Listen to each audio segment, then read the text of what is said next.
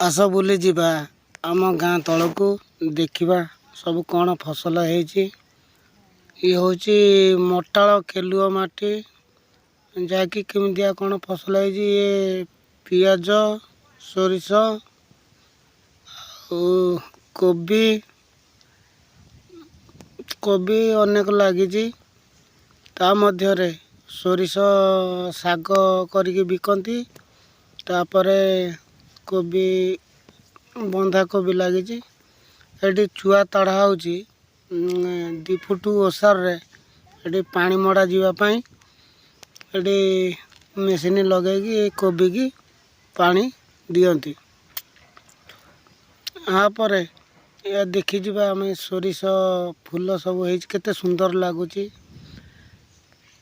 ଆଉ ଇଏ କୋବି ଏପଟ ଗୋଟେ ବିଲରେ ଲାଗିଛି। ଏ କୋବି ସବୁ କୋଡ଼ିଛନ୍ତି। ଏଠି ବିଲାତି ଲାଗିଛି, ବିମ୍ ଲାଗିଛି। ଏମିତି ସବୁ ରକମର କିଛି ଖରାଟିଆ ଫସଲ ପାଇଁ ସବୁ ଚାଷ ହେଉଛି। ଏଠି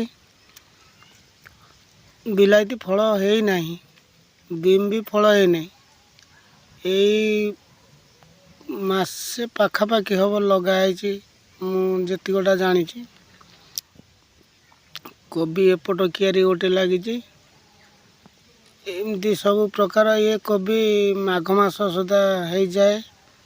ତାପରେ ଇଏ ହେଉଛି ସୋରିଷ ବିଲ। ଆଉ ଗୋଟେ ଦେଖିପାରୁଥିବେ ଆପଣମାନେ, ସୋରିଷ ବାରି ସବୁ ହେଇଛି, କୋବି ଲାଗିଛି। ଏମିତି ଏଠି ଚାଷ ଏ ଗାଁରେ ଏମିତି କିଛି ଲୋକ କରୁଛନ୍ତି, ଆଉ କିଛି ଲୋକ କରୁନାହାନ୍ତି। ଏମିତି ନୂଆ ଭିଡ଼ିଓ ଦେଖିବା ପାଇଁ ମୋ ଚ୍ୟାନେଲକୁ ସବସ୍କ୍ରାଇବ୍ କରନ୍ତୁ ଆଉ ବାନ୍ଧି ହେଇକି ରହିଥାନ୍ତୁ। ଅନ୍ୟ ଯେକୌଣସି ଭିଡ଼ିଓ ଅପଲୋଡ଼ କରିବି ପ୍ରଥମେ ଆପଣ ଦେଖିପାରିବେ। ରହିଲି।